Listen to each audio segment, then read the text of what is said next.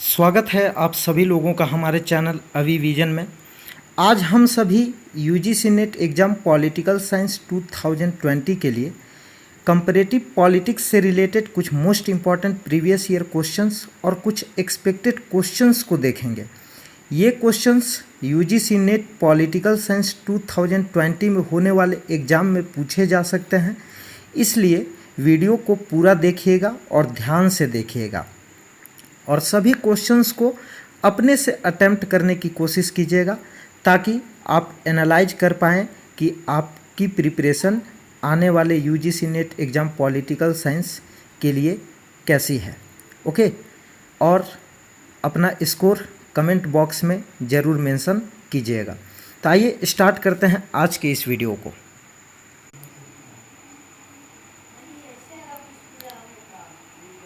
ये मेरे बारे में कुछ इन्फॉर्मेशन है, आप देख सकते हैं। तो आइए स्टार्ट करते हैं।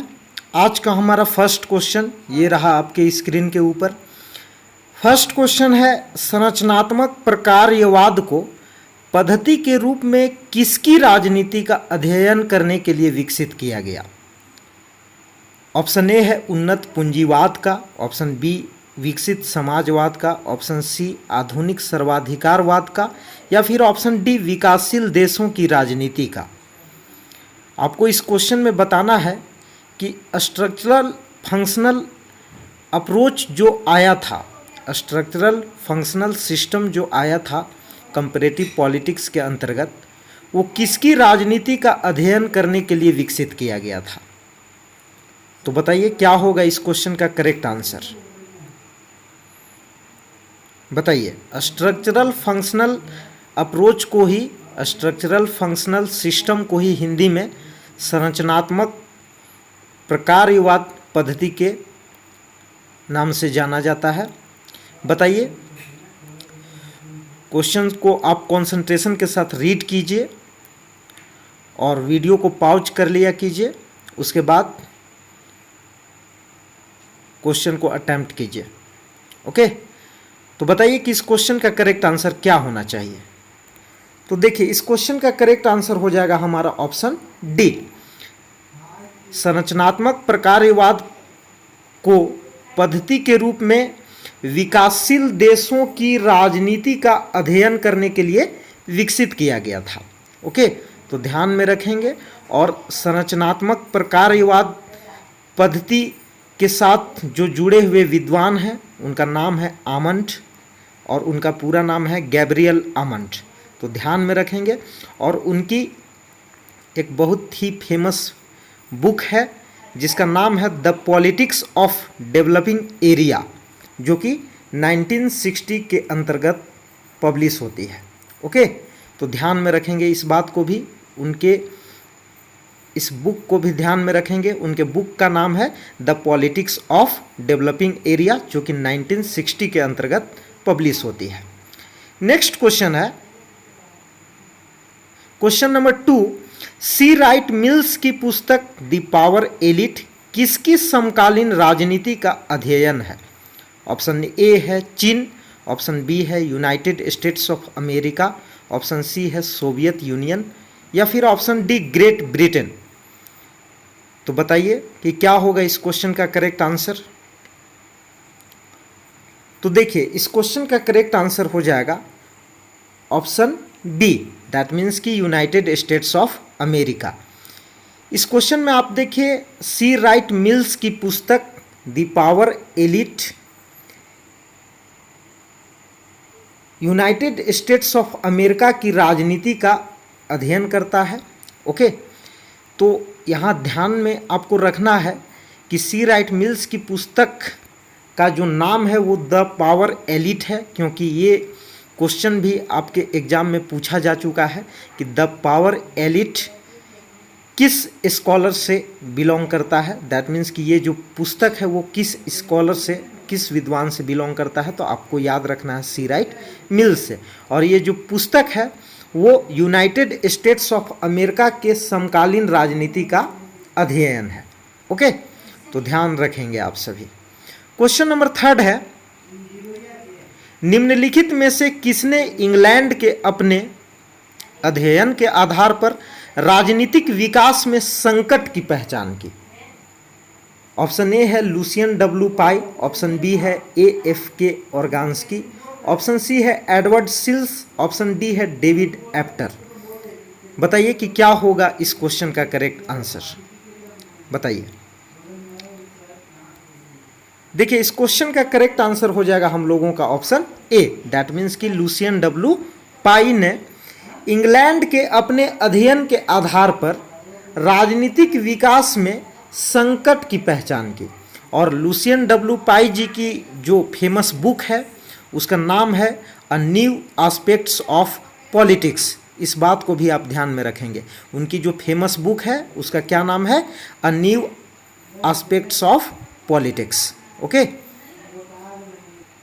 और यहाँ पे आप ये भी ध्यान रखेंगे कि लुसियन डब्ल्यू पाई पॉलिटिकल डेवलपमेंट यानी राजनीतिक विकास से जुड़े हुए एक मुख्य विद्वान है, मेन थिंकर है, ओके, मेन स्कॉलर है। तो ध्यान में रखेंगे आप इस बात को भी। और कहीं भी क्वेश्चन में आपको राजनीतिक विकास में संकट की बात करता है तो आप लुसियन डब्ल्यू पाई को ही टिक करके आएंगे एग्जाम में, ओके, इस बात को भी आप ध्यान में रखेंगे। नेक्स्ट क्वेश्चन है क्वेश्चन नंबर 4, निम्नलिखित में से कौन सा युग्म सही रूप में सुमेलित नहीं किया गया है? ए में दे रखा है C.W. मिल्स, इनके बुक का नाम दिया हुआ है the power elite, okay. B है T.B. बोटोमोर, इनके बुक का नाम दिया हुआ है एलिट्स एंड सोसाइटी। सी है पेरेटो, इनके बुक का नाम है द रूलिंग क्लास। डी है ओर्टेगा वाई गसेट, इनके बुक का नाम है the revolt of the masses. तो बताइए क्या होगा इस क्वेश्चन का करेक्ट आंसर। देखिए यहाँ एक प्रिंटिंग मिस्टेक है, यहाँ द पावर एलिट होना चाहिए, इनके बुक का नाम है the power elite, C.W. Right mills का। तो देखिए इस क्वेश्चन का करेक्ट आंसर हो जाएगा, इसमें पूछा गया है कि नहीं किया गया है, कौन सा सही नहीं है, कौन सा करेक्ट मैच्ड नहीं है। तो C.W. Mills the power elite ये बिल्कुल करेक्ट है। T.B. बोटोमोर एलिट्स एंड सोसाइटी ये भी बिल्कुल करेक्ट है। पेरेटो द रूलिंग क्लास नहीं, पेरेटो रूलिंग क्लास से नहीं जुड़े हुए हैं, तो इस क्वेश्चन का करेक्ट आंसर हो जाएगा हमारा ऑप्शन सी। बाकी Ortega y Gasset the revolt of the masses इन्हीं का बुक है, ये बिल्कुल करेक्ट मैच्ड है। तो इस क्वेश्चन का करेक्ट आंसर हो जाएगा ऑप्शन नंबर सी, पेरेटो जो है वो रूलिंग क्लास से जुड़े हुए विद्वान नहीं है, इनकी पुस्तक ये नहीं है, okay. The ruling class Gaetano Mosca ji के द्वारा लिखा गया पुस्तक है, तो इस बात को आप ध्यान में रखेंगे कि ये पेरेटो की पुस्तक नहीं है, ये गितानो मोस्का जी के द्वारा लिखी गई पुस्तक है। तो इससे भी क्वेश्चन आए हैं तो आप ध्यान में रखेंगे, ओके। नेक्स्ट क्वेश्चन है क्वेश्चन नंबर 5, अधिकारीगण एक दूसरे के लिए कार्य का सृजन करते हैं, यह नियम निम्नलिखित में से किसने प्रतिपादित किया?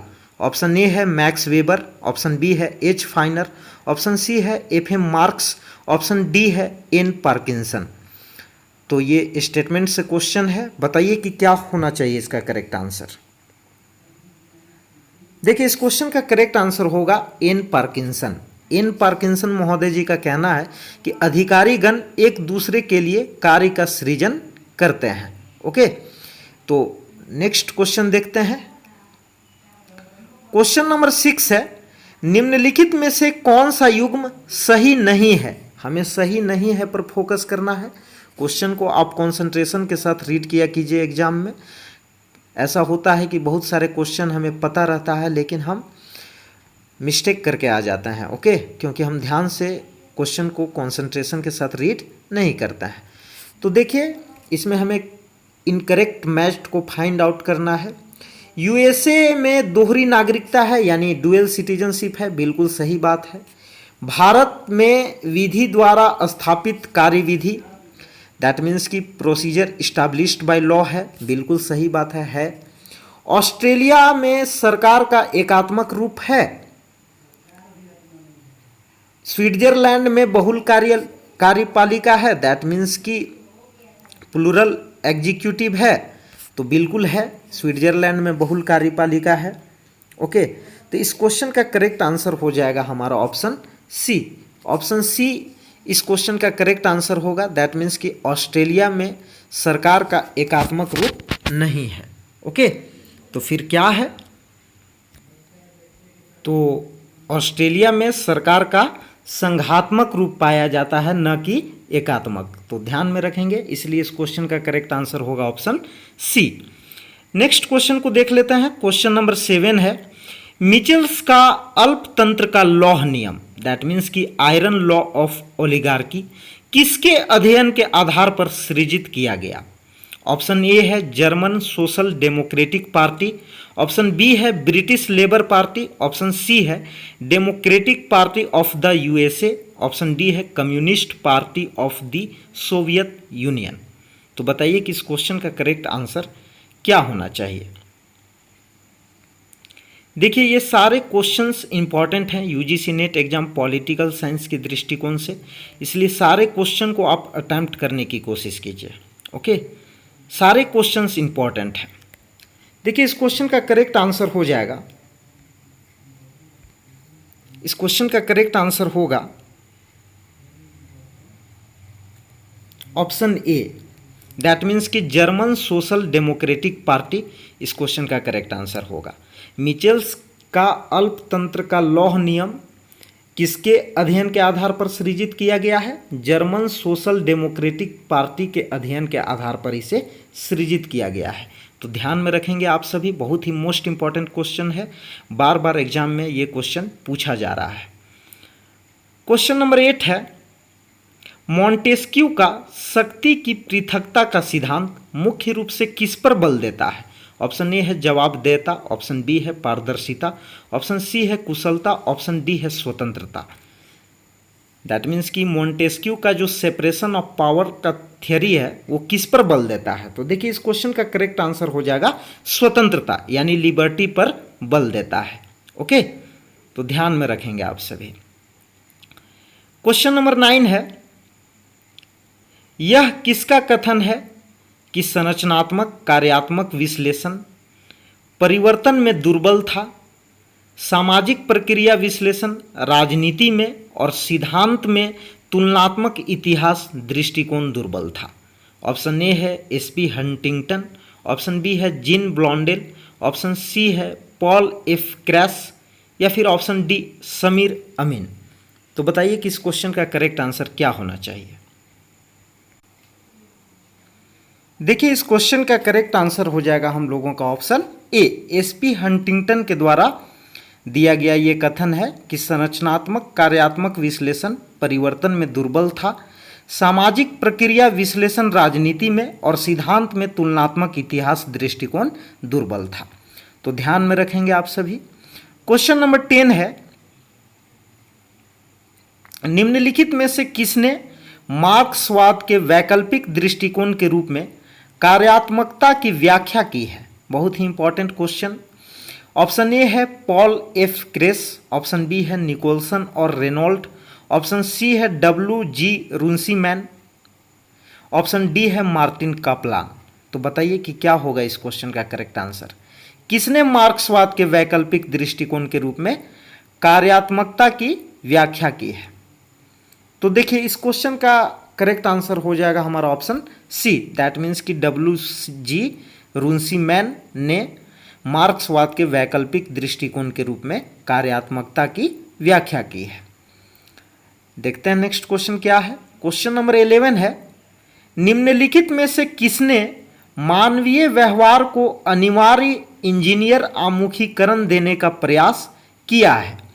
ऑप्शन ए है इनपुट आउटपुट विश्लेषण, ऑप्शन बी संरचनात्मक कार्यात्मक दृष्टिकोण, ऑप्शन सी संप्रेषण सिद्धांत, ऑप्शन डी है व्यवहारात्मक दृष्टिकोण। बताइए कि क्या होना चाहिए इस क्वेश्चन का करेक्ट आंसर। तो देखिए, इस क्वेश्चन का करेक्ट आंसर हो जाएगा हमारा ऑप्शन सी, दैट मीन्स कि संप्रेषण सिद्धांत मानवीय व्यवहार को अनिवार्य इंजीनियर आमुखीकरण देने का प्रयास किया है। तो ध्यान में रखेंगे, ये क्वेश्चन आपके एग्जाम में रिपीट होंगे और आ भी सकते हैं। ओके, ये प्रीवियस ईयर क्वेश्चन है और कुछ इनमें एक्सपेक्टेड क्वेश्चंस भी हैं जो आपके एग्जाम में पूछे जा सकते हैं। क्वेश्चन नंबर 12 है, आमंड की राजनीतिक व्यवस्था की विशेषताएं अधिकार निम्नलिखित में से किसके राजनीतिक व्यवस्था से मिलती जुलती है?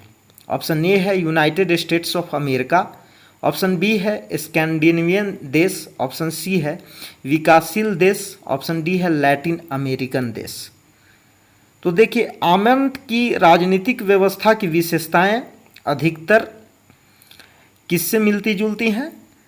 यूनाइटेड स्टेट्स ऑफ अमेरिका से मिलती जुलती है। ओके, यहाँ अधिकार नहीं होगा, यहाँ अधिकतर होगा, प्रिंटिंग मिस्टेक है। आमंड की राजनीतिक व्यवस्था की विशेषताएं अधिकतर किसके राजनीतिक व्यवस्था से मिलती जुलती है? यूनाइटेड स्टेट्स ऑफ अमेरिका की राजनीतिक व्यवस्था से मिलती जुलती है। तो ध्यान में रखेंगे आप सभी, ये क्वेश्चन भी आपके लिए इंपॉर्टेंट है। क्वेश्चन नंबर 13 को देख लेते हैं। निम्नलिखित में से कौन राजनीतिक संगठनों, सांस्थानिकरण और प्रक्रियाओं के साथ राजनीतिक विकास का संबंध मानते हैं? ऑप्शन ए है हंटिंगटन, ऑप्शन बी है ऑर्गेन्स्की, ऑप्शन सी है लुसियन पाई, या फिर ऑप्शन डी आमंड। तो बताइए कि इस क्वेश्चन का करेक्ट आंसर क्या होना चाहिए? तो देखिए, इस क्वेश्चन का करेक्ट आंसर हो जाएगा हम लोगों का एसपी हंटिंगटन। एसपी हंटिंगटन राजनीतिक संगठनों, सांस्थानिकीकरण और प्रक्रियाओं के साथ राजनीतिक विकास का संबंध मानते हैं। राजनीतिक संगठनों के, यहाँ के होना चाहिए, सांस्थानिकीकरण और प्रक्रियाओं के साथ राजनीतिक विकास का संबंध मानते हैं। कौन? SP Huntington. और मैंने थोड़ी देर पहले आपको बताया है कि राजनीतिक विकास के साथ जुड़े हुए जो विद्वान हैं, मेन स्कॉलर हैं, वो हैं एसपी हंटिंगटन। ओके, तो ध्यान में रखेंगे आप सभी। देखते हैं क्वेश्चन नंबर 14 क्या है। क्वेश्चन नंबर 14 है, निम्नलिखित में से कौन से दृष्टिकोण सिद्धांत से सर्वप्रथम लोकतंत्र और समाजवाद की समीक्षा आरंभ की गई? ओके, तो बताइए कि इस क्वेश्चन का करेक्ट आंसर क्या होना चाहिए? ऑप्शन ए है एलाइट का सिद्धांत, ऑप्शन बी है संरचनात्मक कार्यात्मक दृष्टिकोण, ऑप्शन सी है संप्रेषण सिद्धांत, और ऑप्शन डी है गेम थ्योरी। बताइए, निम्नलिखित में से कौन से दृष्टिकोण या सिद्धांत से सर्वप्रथम लोकतंत्र और समाजवाद की समीक्षा आरंभ की गई? तो देखिए, इस क्वेश्चन का करेक्ट आंसर हो जाएगा हमारा एलाइट का सिद्धांत। दैट मीन्स कि एलिट थ्योरी के साथ सर्वप्रथम लोकतंत्र और समाजवाद की समीक्षा आरंभ की गई। ध्यान में रखेंगे आप सभी।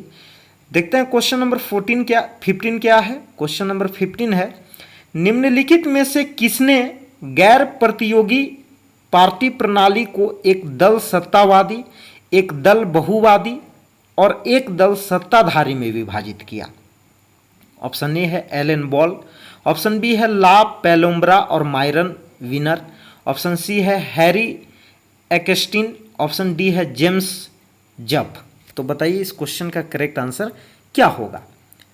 तो देखिए, इस क्वेश्चन का करेक्ट आंसर हो जाएगा हमारा ऑप्शन बी। दैट मीन्स कि ला पेलोम्ब्रा और मायरन विनर ने गैर प्रतियोगी पार्टी प्रणाली को एक दल सत्तावादी, एक दल बहुवादी और एक दल सत्ताधारी में विभाजित किया था। ओके, क्वेश्चन नंबर 16 देख लेते हैं। क्वेश्चन नंबर 16 है, निम्नलिखित में से किस प्रकार की सरकारें विधानमंडल के अनिवार्य भाग के रूप में द्वितीय सदन होती है? ऑप्शन ए है अध्यक्षात्मक, ऑप्शन बी एकात्मक, ऑप्शन सी संसदीय, या फिर ऑप्शन डी संघीय। तो देखिए, ये बहुत ही इजी क्वेश्चन है। इस क्वेश्चन का करेक्ट आंसर हो जाएगा हम लोगों का ऑप्शन डी। दैट मीन्स कि संघीय सरकार में सरकारें विधानमंडल के अनिवार्य भाग के रूप में द्वितीय सदन होती है। तो ध्यान में रखेंगे आप सभी। क्वेश्चन नंबर 17 है, निम्नलिखित में से किस पुस्तक में भारत की राजनीति पर अध्याय है? बहुत ही मोस्ट इंपॉर्टेंट क्वेश्चन, बार बार ये क्वेश्चन कॉम्पिटिटिव एग्जाम में पूछे गए हैं। ओके, तो पूछा जा रहा है कि किस पुस्तक में भारत की राजनीति पर अध्याय है? ऑप्शन ए है the civic culture revisited, option B है politics and government, option C है political development and social change, option D है कंपैरेटिव पॉलिटिक्स टुडे। बताइए। तो देखिए इस क्वेश्चन का करेक्ट आंसर हो जाएगा हमारा ऑप्शन डी, दैट मीन्स कि कंपैरेटिव पॉलिटिक्स टुडे में भारत की राजनीति पर अध्याय है। ओके, क्वेश्चन नंबर 18 देख लेते हैं क्या है। देखिए, सूची फर्स्ट को सूची सेकेंड के साथ मिलान करना है और नीचे दिए गए कोड में से सही उत्तर का चयन करना है। एक तरफ सरकार का प्रकार दिया हुआ है, दूसरे तरफ देश का नाम दिया हुआ है। संसदीय संघीय रिपब्लिकन क्या यूके के साथ जुड़ा हुआ है? अध्यक्षात्मक संघीय रिपब्लिकन, संसदीय एकात्मक राजतंत्रात्मक, संसदीय कम अध्यक्षात्मक एकात्मक रिपब्लिकन। तो आपको इसे करेक्ट मैच करना है। तो बताइए क्या होगा इसका करेक्ट मैच, बताइए। देखिए बहुत ही इजी क्वेश्चन है। बी अध्यक्षात्मक संघीय रिपब्लिकन, चूंकि अध्यक्षात्मक सरकार जो है वो आपकी कहाँ पाई जाती है? अमेरिका में। ओके, दैट मीन्स कि यूएसए में, मतलब बी का 4 होना चाहिए, बी का 4। ओके, अब आप यहाँ देखिए कि बी का 4 किस ऑप्शन में है? बी का 4 ऑप्शन नंबर डी में है, तो ऑप्शन डी को आप करेक्ट करके निकल जाइए। ओके, बाकी सबको मैच करने का कोई ज़रूरत नहीं है, लेकिन फिर भी हम देख लेते हैं। संसदीय संघीय रिपब्लिकन, ओके, तो ए का 2 दैट मीन्स कि ये भारत में है, संसदीय शासन प्रणाली है भारत में। संसदीय एकात्मक और राजतंत्रात्मक, तो ये राजतंत्रात्मक दैट मीन्स मोनार्की है यूके, दैट मीन्स इंग्लैंड में। संसदीय कम अध्यक्षात्मक एकात्मक रिपब्लिकन, ये फ्रांस से बिलोंग करता है। ओके, तो इस क्वेश्चन का करेक्ट आंसर होगा ऑप्शन डी। क्वेश्चन नंबर 19 है, निम्नलिखित में से किस देश में राज्य न्यायालयों को सभी स्तर के न्यायालयों को न्यायिक पुनरीक्षण का अधिकार प्राप्त है? यानी जुडिशल रिव्यू का राइट्स है उन्हें, है ना। जो स्टेट के जो कोर्ट हैं वो किसी भी लेवल के कोर्ट्स को जांच कर सकता है, उनकी समीक्षा कर सकता है। ऑप्शन ए है भारत, ऑप्शन बी है अमेरिका, ऑप्शन सी है स्विट्जरलैंड, ऑप्शन डी है ऑस्ट्रेलिया। तो आई होप कि इस क्वेश्चन का आंसर आप सभी लोगों को पता होगा। देखिए इस क्वेश्चन का करेक्ट आंसर होगा ऑप्शन बी, दैट मीन्स कि यूनाइटेड स्टेट्स ऑफ अमेरिका में राज्य न्यायालयों को, सभी स्तर के न्यायालयों को न्यायिक पुनरीक्षण का अधिकार प्राप्त है। याद रखेंगे आप सभी, बहुत ही इंपॉर्टेंट क्वेश्चन है। क्वेश्चन नंबर 20 है, भारतीय संघीय पद्धति अमेरिकी संघीय पद्धति से निम्नलिखित में से किसके संबंध में अलग है? मतलब भारत का जो फेडरल सिस्टम है वो अमेरिका के फेडरल सिस्टम से कैसे अलग है, आपको ये बताना है। फर्स्ट है संघीय विधानमंडल के उच्च सदन में राज्यों का प्रतिनिधित्व, सेकेंड है लिखित संविधान होना, थर्ड है अवशिष्ट शक्ति प्रदान किया जाना, और फोर्थ है द्विपक्षीय नागरिकता, दैट मीन्स की डुअल सिटीजनशिप। तो नीचे दिए गए कोड में से आपको सही उत्तर का चुनाव करना है। तो बताइए कि कौन सा कोड इसमें सही होगा। ऑप्शन ए में दे रखा है 1 और 2, बी में दिया है 3 और 4, सी में 1 2 3 और डी में केवल 4। बताइए। देखिए इस क्वेश्चन का करेक्ट आंसर हो जाएगा हमारा option number B, that means कि 3 और 4। देखिए संघीय विधानमंडल के उच्च सदन में राज्यों का प्रतिनिधित्व, ये भारतीय संघीय पद्धति में भी है। लिखित संविधान भारत में भी है। अवशिष्ट शक्ति प्रदान किया जाना, देखिए अवशिष्ट शक्ति प्रदान किया जाना, अमेरिकी संघीय पद्धति के अंतर्गत अवशिष्ट शक्तियां जो है दैट मीन्स की रेसिड्यू पावर जो है वो राज्यों को दी गई है। ओके, और भारतीय संघीय पद्धति में अवशिष्ट शक्तियां केंद्र को प्रदान किया गया है। तो इस आधार पर ये दोनों संघीय पद्धति एक दूसरे से भिन्न है। और इंडियन फेडरल सिस्टम के अंतर्गत सिंगल सिटीजनशिप का प्रावधान है, जबकि अमेरिकी संघीय पद्धति के अंतर्गत डुअल सिटीजनशिप यानी दोहरी नागरिकता का प्रावधान है, और भारतीय संघीय पद्धति के अंतर्गत एकल नागरिकता का प्रावधान है। तो इस आधार पर भारतीय संघीय पद्धति अमेरिकी संघीय पद्धति से भिन्न है यानी अलग है। तो इस क्वेश्चन का करेक्ट आंसर होगा ऑप्शन बी। देखते हैं नेक्स्ट क्वेश्चन क्या है। क्वेश्चन नंबर 21 है, निम्नलिखित में से कौन संसदीय सरकार की सबसे महत्वपूर्ण विशेषता है? ऑप्शन ए है बहुमत शासन, ऑप्शन बी है rule of law, option C है संसद के सदस्य का प्रत्यक्ष चुनाव, ऑप्शन डी है कार्यपालिका का विधानमंडल के प्रति सामूहिक उत्तरदायित्व। बताइए, सबसे महत्वपूर्ण विशेषता को फाइंड आउट करना है, ध्यान में रखेंगे आप सभी। सबसे महत्वपूर्ण विशेषता, तो देखिए यहाँ सभी संसदीय सरकार की विशेषता है, लेकिन सबसे महत्वपूर्ण क्या है? सबसे महत्वपूर्ण है ऑप्शन डी, यानी कार्यपालिका का विधानमंडल के प्रति सामूहिक उत्तरदायित्व जो है वो संसदीय सरकार की सबसे महत्वपूर्ण विशेषता है। बढ़ते हैं नेक्स्ट क्वेश्चन की ओर।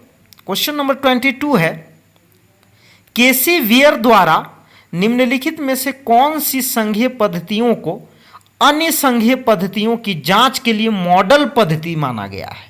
ऑप्शन ए है ऑस्ट्रेलियन संघीय पद्धति, ऑप्शन बी है अमेरिकन संघीय पद्धति, ऑप्शन सी है स्विस संघीय पद्धति, स्विस का मतलब यहाँ स्विट्जरलैंड से है, ऑप्शन डी है कैनेडियन संघीय पद्धति। तो बताइए क्या होगा इस क्वेश्चन का करेक्ट आंसर?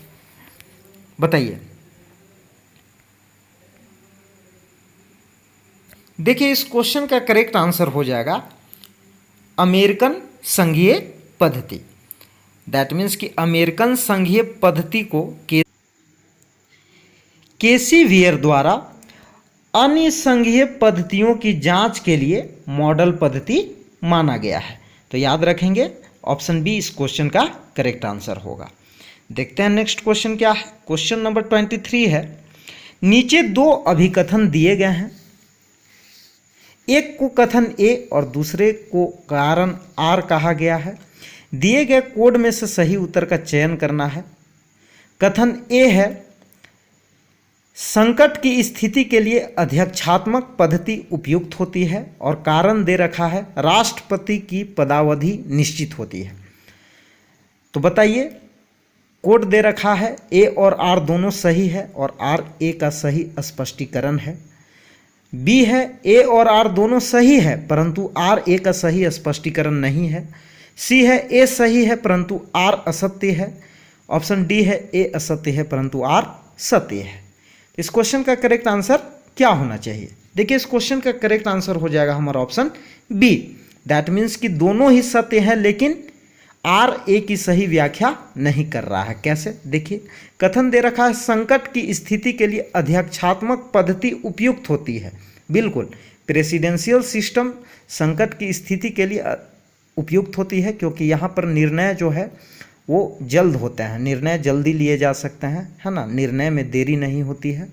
ओके, क्योंकि प्रेसिडेंट ऑल इन ऑल होता है अध्यक्षात्मक पद्धति में।